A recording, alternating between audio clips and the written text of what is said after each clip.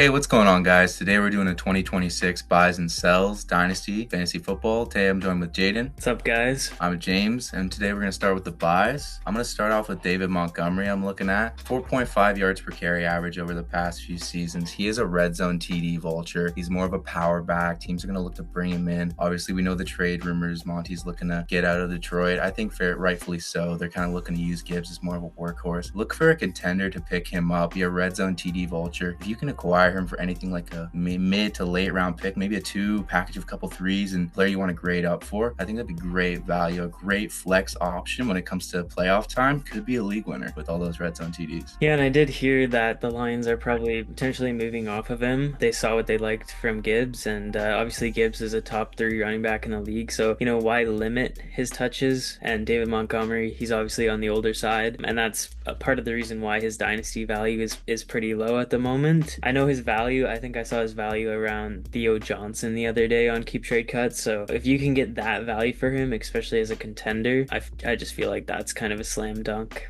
Smash accept on anything like that. Keaton Mitchell and a couple picks, maybe you could see that package going through as well.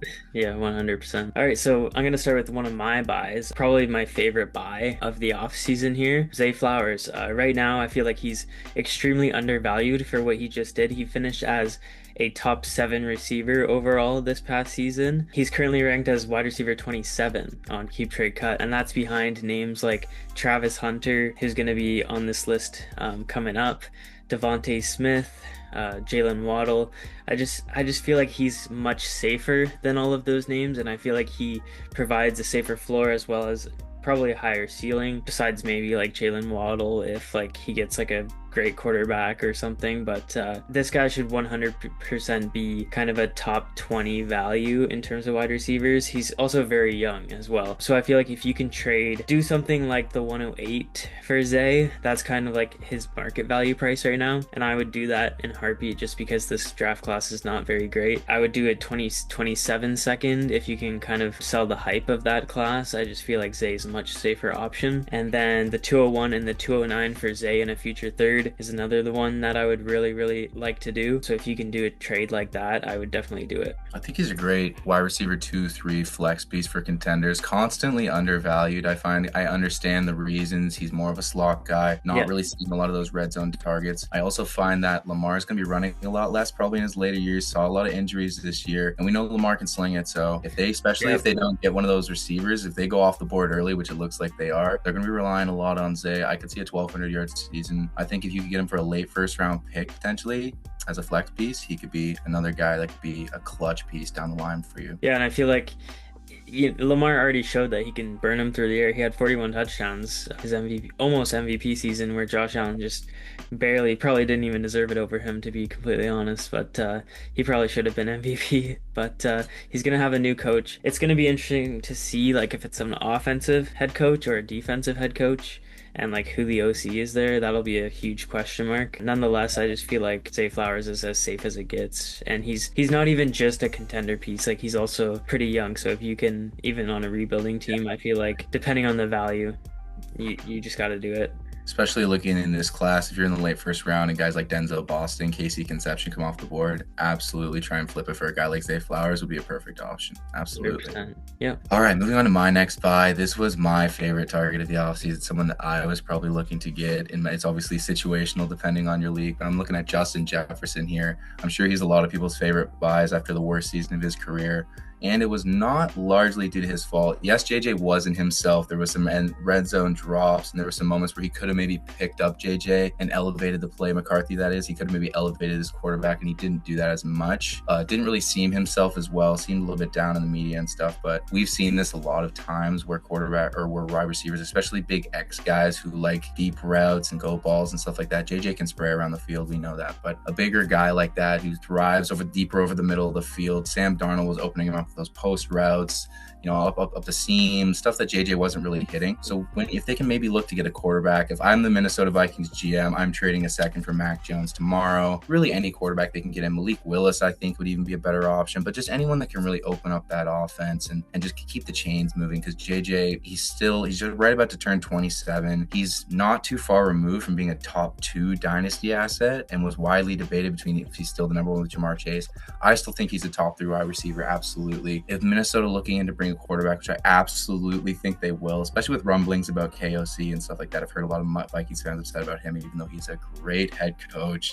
I think he is a quarterback whisperer. I think if you get a guy like Mac Jones in the building, I think it'll really raise the floor of that team, and I think it would bring JJ back. We saw what Mac Jones did with a guy like BTJ, brought him up to 1,300 yards, 10 touchdowns. I think with improved quarterback play in Minnesota, you should try and get him for anything like, if you can grade up from with a guy like Wando Robinson, Terry McLaurin, like a mid to late first, or even try and sell the hype of the 2027 class, which I think is a little bit overvalued, especially compared to how a lot of these top prospects like Ryan Williams and Arch Manning have been performing. I just think that if you can get him maybe for a top 3 pick, that is situational depending on your team. I, as a rebuilder, really like a lot of these young wide receivers, but it is a huge gamble. If you can get a guy like a franchise player, like for your dynasty team, this is a guy who, if he can rebound to form, if they can get any kind of stable quarterback play, I think he rebounds to a top 2 dynasty asset. If you can get him for a 103, 104, maybe a little add-on to that, that would be a smash accept, I think, in any of my leagues. Yeah, I definitely agree with that as a buy. I feel like everyone and their mom is essentially saying that he's a buy, but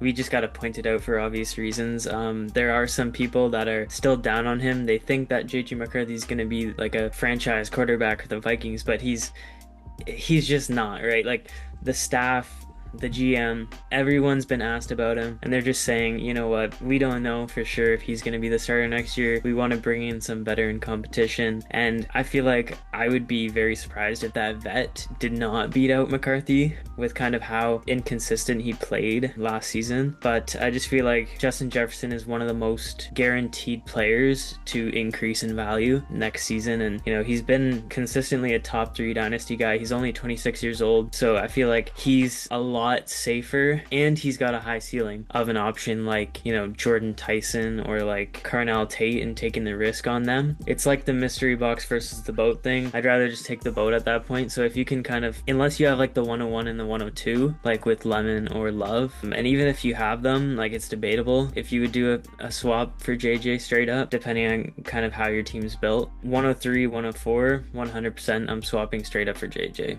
Absolutely. And if I think whatever veteran QB absolutely will win the job when they bring them in. We were talking about JJ McCarthy. I don't think it's completely dead on him being maybe a solid backup, maybe a fringe starter. Who knows? We could see a Mac Jones, Sam Darnold level comeback. But when you drift into like Jamarcus Russell territory, like kind of like what we saw with Anthony Richardson with the completion percentage, when you drift into that territory, it's very easy for a veteran quarterback to come in and steal your job. Even we saw Jacoby Brissett do it with Kyler Murray this season because he wasn't able to hit more of those downfield throws. So I think we've seen a lot more quarterbacks like kind of get their job taken with that performance. So it's definitely not rare to see, that's for sure.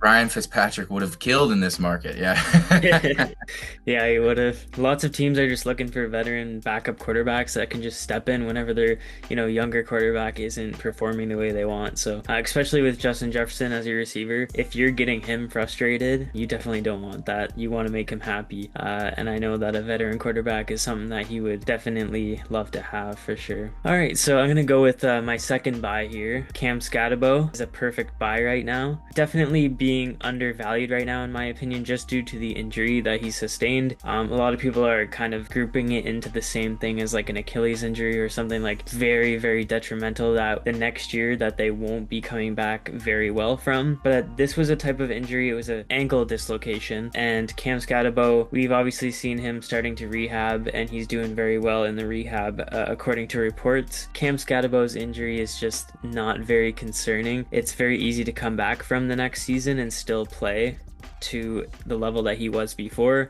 Even Chris Godwin came back this year, midway through the season with kind of a similar injury, and he was still putting up decent numbers, considering that he had Egbuka and Mike Evans coming back. But I feel like with Cam Skattebo, he's currently valued as the RB16, and that's below names like RJ Harvey, Quinshon Judkins, Breece Hall. I just feel like Cam Skattebo is a bit safer. He's got John Harbaugh now as the head coach. He's going to bring in a good OC. Jackson Dart is going to be back. Neighbors is going to be back. The Giants are just on the rise. I feel like they could be a surprise playoff team of 2026. So a couple trades that I would do for Cam Skattebo, something like an early second and like a second in the future as well. 100% I would do that. I would do a late first this year and then a late second in a future year. Even something like a tier down from a player, something like Joe Burrow for Jackson Dart and Cam Skattebo is something that I would kind of instantly accept. What would you say for Cam Skattebo? For Skatt, I agree. I'm not a doctor. I know I've done a lot of speculation, but I feel like that's a lot of dynasties kind of trying to remain ahead of the curve. Looking into Skatt's injury, did hear that like there was no real ligament damage, I believe. I believe it was more of like a kind of a dislocation. Didn't hear that there was any kind of a tear or anything like that. A little bit of a bone bruise, I heard. So I don't think there should be any long-term ramifications of him. But yeah, a guy like Skattebo, I think will definitely be taking, I don't know if it's easy to say just a workhorse right away coming back from that injury, but I think he will dominate that running back role eventually. He is also a power back. He's going to vulture a lot of those red zone carries, even if they are working him back and maybe leading with Tyrone Creasy. But the thing about Skatt is like he's a completely like infectious personality. He works like a dog. Like you hear those clips from him in the building. Like the guys want to play for him. Like the guys gravitate towards him. We saw how quickly he stole Tyrone Tracy's job, and Tyrone Tracy was very beloved by Giants fans, and people were really excited about that rookie. And Skatt took his job very quickly, a fourth-round rookie, right? So I had people debating me on Twitter about that in the last offseason. They were like, Tyrone Tracy's way better than Cam Skattebo, and I'm like, Skattebo is going to be the starter by like mid-season at the latest, and he was. He was starter by week 3 or something. Yep, and it was much sooner than that because that's when he's an infectious personality. He's the kind of guy when you get him in a room, like I find like he might even struggle to get in rooms later down the line because teams will kind of be maybe like a quarterback thing. Like if we get him in the room, like guys will gravitate towards him. He might kind of, you know what I mean? They might be like, well, we want to have our franchise back, but like while he's in this prime, like I think he's going to dominate an RB1, be a franchise that's going to really stick behind him, and he's friends with Dart and all that. I know that's a little something to mention, but I think he is he's got a real chemistry with that squad, and he's doesn't have long-term damage, and he's a really great player, especially in the red zone. All right, moving on to the sells now. I'm going to start off with Woody Marks. He's a very, very popular sell. He's already 25. He's not really going to wow you with size or speed. He comes in at 3.5 yards per carry. Now, he does not have a very good offensive line. That must be acknowledged. We saw what happened with Genty this year, but him not having a great offensive line isn't necessarily the greatest plus, because I don't think the Texans are going to really improve on that too much. We've given Nick Caserio a couple of years now, and he hasn't really done a lot to improve that offensive line. I think a lot of CJ Stroud's regression can go on Nick Caserio and how he's really handled the talent around him outside of the skill positions, obviously. But yeah, I think he potentially has a star veteran returning in front of him in Joe Mixon as well to take those carries away. It was described as a freak injury by Nick Caserio, I heard, and somewhat of an illness. That could be anything, a number of different things. Illnesses, usually we see a lot of staph infections in football and stuff like that from the facility. Hoping it's not that this time, because those can be very damaging. But any kind of an illness that caused an entire missed season, like we saw it happen with Hunter Renfrow, while other players have come right back for it, right? I mean, James Conner recovered from chemo, right? And he was amazing after that. He's been a great player for the Cardinals. So I think that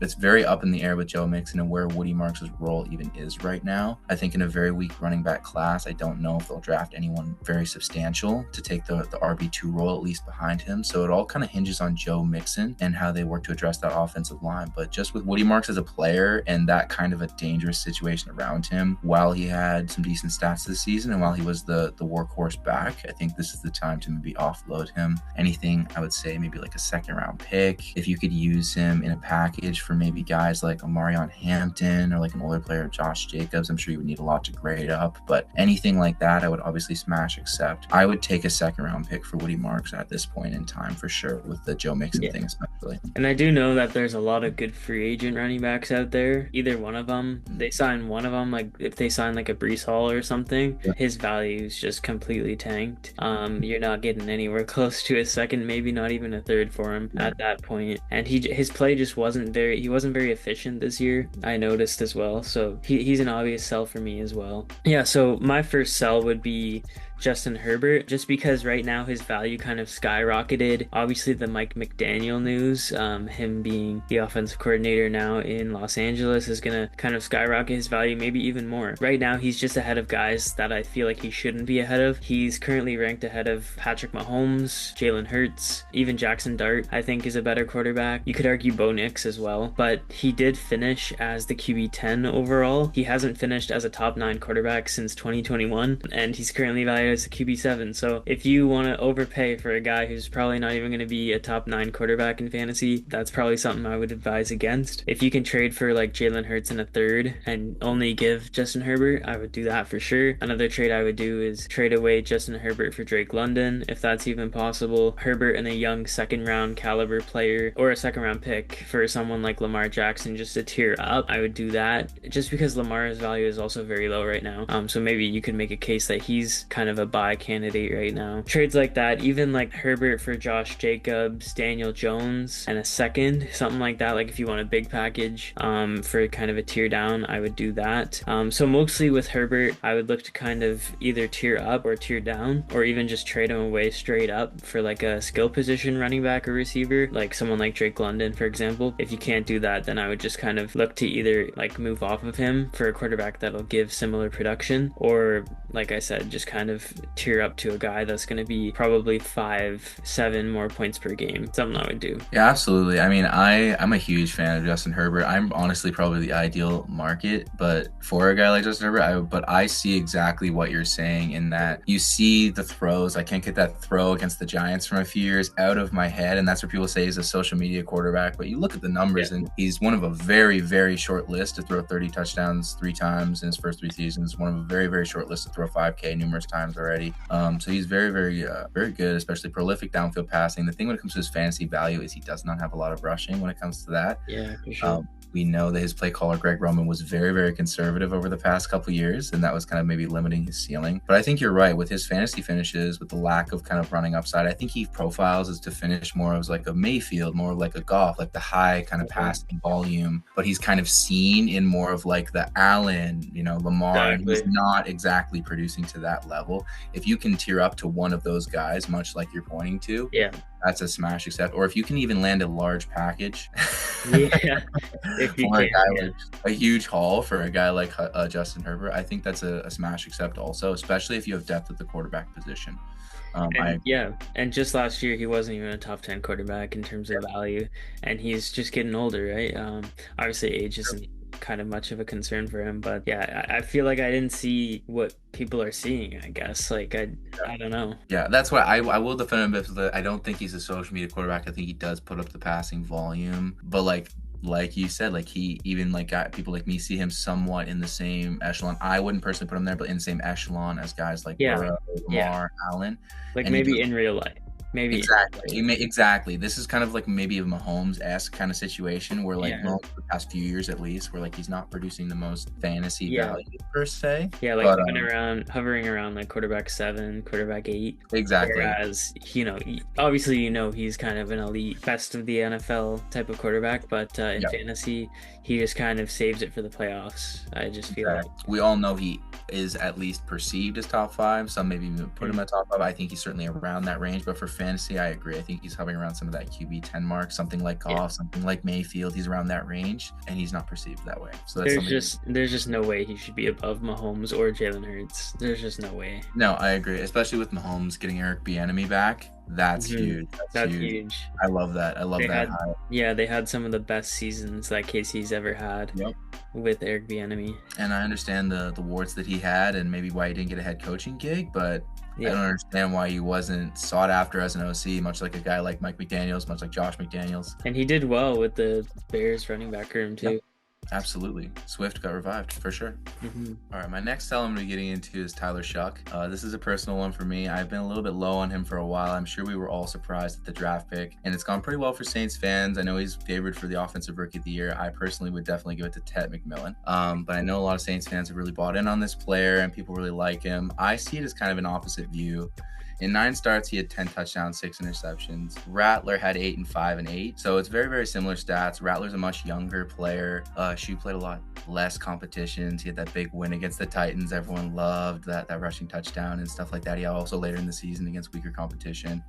I don't think he's a bad player before anyone thinks I'm a Tyler Shough hater or anything like that. I just think his ceiling maybe is Andy Dalton, and he's just turned 27 years old, and now you have the fan base fully bought in on a mediocre quarterback, in which case you're going to put yourself out of the range for those top level prospects and maybe not even be looking for them for a certain amount, which I do not think Shough should be stopping you from drafting a quarterback. You guys deserve more than Tyler Shough. I'm trying to be nice to you guys. Like, they just mad. Like, they just saw Chris Olave's value go up, and they're like, "Oh, it must be because Tyler Shough's so good." That's because he's fine, but like, you guys deserve better than Brandon Wheaton. Like, you do, you do. Like, I'm so tired of being told like. And people are like, oh, he threw at a 20 interception or 20 TD pace around. He's a rookie. It's like, he's about to be 27. Like, I don't want to keep harping on it, but how much more, growth can we expect from this guy who was Justin Herbert's backup in college? Like, this is how far back this guy goes. I'm not big on Tyler Shough. His value is being seen somewhere near Jared Goff and Mayfield.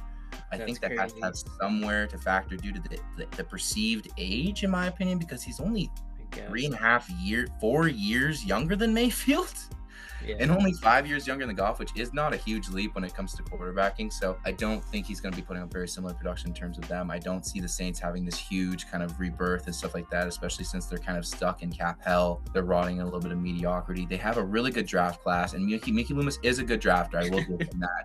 I just think fans are going to hate you. that the fans are bought in on a player who is not going to lead him anywhere. Yeah, it's not going to lead you guys anywhere. And I think if you own this player in Dynasty, I truly believe, especially with his age just starting to get there, and with the perceived win, he might win Offensive Rookie of the Year. Maybe wait till after the awards ceremony, sell him for grade up to a guy like Jared Goff, grade up to a guy like a Baker Mayfield. Those guys have thrown 40 touchdowns in back-to-back seasons before this year, and they had major offensive line injuries, changes, coaching changes that led to regression. I think if you can get those guys who can put up huge passing volume, which Tyler Shough has not proven that he can do, and even if he does, it's not a huge leap in the age already, and I personally don't think he'll be their long-term QB. So again, I don't hate the guy. I just think that you should not be basing your team around Andy Dalton. You should not be like, I have this huge asset. I think while his value is high and while he wins for Rookie of the Year, you should trade the 27-year-old rookie for the 30-year-old stud. That's just and how like it is. Baker Mayfield and Jared Goff are like consistently usually top 10 guys, like even top 5, borderline top 5 guys. So like, but they're obviously not valued as such. They're usually around QB 15, just like Tyler Shough is right now. So that kind of boggles my mind. But if you can kind of slightly, I guess in terms of the market would perceive it, slightly tier up from Shough to like a guy like Mayfield or Goff, 100% like just add like a third or a low end player. You might need to add a bit more, maybe a late second from this year, like just because the class isn't that strong in the second round this year. I would do like a late second and Shough for like someone like Mayfield or Jared Goff. Even if you're rebuilding, like I don't care. Like they're around similar age anyway, so it is what it is. Absolutely. And imagine he has some sort of Tom Brady arc. He comes back, the old rookie comes back, and he through all these years he was the Saints savior. It's a real long shot, Saints fans. Maybe I'm the social media evaluator. I can't get that clip of the draft throw out of my head, but I don't know. He's been a decent player. I do think he's got a long career in the NFL. I just don't think he's a starting quarterback on your fantasy team. All right. So I'm going to move on to my second sell, which may be pretty debatable in terms of what the Dynasty community thinks. I've seen some guys say that he's a buy. That kind of surprises me, but I have Travis Hunter as a sell. Right now he's valued higher than guys like Jalen Waddle, Devontae Smith, Zay Flowers. He's around the same value as AJ Brown somehow. That just makes no sense to me. Like he was barely on the field, and when he was, they weren't targeting him. He was running like not great routes. Like he wasn't running deep most of the time. Like I just feel like Liam Cohen, he's killing BTJ. He's killing Travis Hunter. Shane Waldron. Yeah, Shane Waldron. He somehow wants Parker Washington, like their special teamer, to be like the wide receiver 1. And then Jacoby Myers comes from like, Las Vegas, and instantly they're wide receiver 1 over BTJ. Makes no sense to me, but like I just do not trust Liam Cohen's offense. Like, he obviously wants to spread the ball around to as many mouths as he can. I just feel like if you can get like a 28 first and a second for Travis Hunter, I would do that in a heartbeat. Hunter and Shough for Jackson Dart is like a tier up that I would do. Just bouncing off that Shough point of like a tier up, I would do something like that if that's possible. Even Hunter in a 27 first for Justin Jefferson, I would do that. And then Hunter for literally any first round pick is what I would do as well. Like, I just feel like if you can re-roll the dice on him, I would do it. I like a lot more first rounders in this class than Travis Hunter next year, at least. And even long term, like, I feel like even the Jaguars kind of alluded to their cornerback room not being what they wanted it to, and their wide receiver room is full of like studs, you know, Parker Washington, Myers, BTJ. They don't really need Travis Hunter to be playing wide receiver right now. They need him more on the defensive side. So while he still will play receiver, I feel like they're going to kind of have it lean like 60-40 towards the cornerback side. So I just feel like if you can, you know, before the snap counts just dwindle down next year, just get rid of him while his value is this high. Yeah, I agree. I totally agree with you. As a person who drafted Travis Hunter top 3 myself, it's been very, very frustrating because especially like we can see the talents there. That catch against the 49ers, like very twitchy on some of his routes and stuff like that. You can see he's got it. He won the Blindkoff. I mean, led the nation in yards and touchdowns that year while playing corner. Like, he's a fantastic player, and you can see he's got it, especially with the jump ball ability downfield. Where the frustration comes is the usage, the snap counts, and stuff like that. And I think what you pointed out most is Liam Cohen and Shane Waldron's offense. BTJ and Travis Hunter are more traditional XZ type guys. Go down the seam, run crosses, win contested catches downfield, huge red zone threats. When you get down to the red zone, people don't realize how valuable it is to have a guy who can come down with a huge contested catch. We saw Stephon Diggs this week make a massive catch. The Patriots didn't have that for a long time. They couldn't punch it in the red zone. And I just feel like he's not getting those red zone targets. BTJ wasn't getting those red zone targets. I agree with you where I didn't understand this offense and the vision. And where his last game was 101 yards and a touchdown, we see that he has it. And I think he has it, like, definitely to be a receiver. If he wants to keep playing both ways, the injuries with the snap counts, as you alluded to, with them needing more at corner, with the Jacoby Myers trade and paying him $20 million, I think you re-roll if you're me, if you have Travis Hunter, but that's very situational depending on your league. If you can get the one, I don't advocate for getting whatever you can for him, just because he's a really great talent. A couple wide receiver injuries could force him into a 1,000-yard season. You never know. I just think it's a bad process as a manager to spend a high asset on him, even if you got him for the 105, 106, to then dump him off for a 2 or 3. At that point, it is worth it. At that point, just keep him. Like, hold. Just keep him. Just hold. So it depends on what you can get for him, but I would agree any first years now and a second, I would re-roll as well. Tier up as well. I really do like the player. I like the player a lot. That's why I spent a high asset on him. But I think the talent's there, but exactly. I think James Gladstone has done the bad process where he spent a top 5 pick and another first to trade up to use him as now like a CB2. I just think that was not a great value for them, and I think it's not a great value for you to just dump him for anything. So well, it's very, very, very frustrating. Their usage, their offense, him wanting to go 2-way, all that stuff. In fact, it's like it's right there but you can't reach it. Exactly. I think you offload that burden onto someone else and move on. I would do the exact same thing. All right, guys, so that's the video, and really appreciate you guys watching, and subscribe for more. Our next video is going to be about the rookie draft coming up. Yes, very excited to do more. So that'll be really exciting, and hopefully give you guys more insight onto who these prospects are and where we would take them in the first round. All right. Absolutely. Take it easy.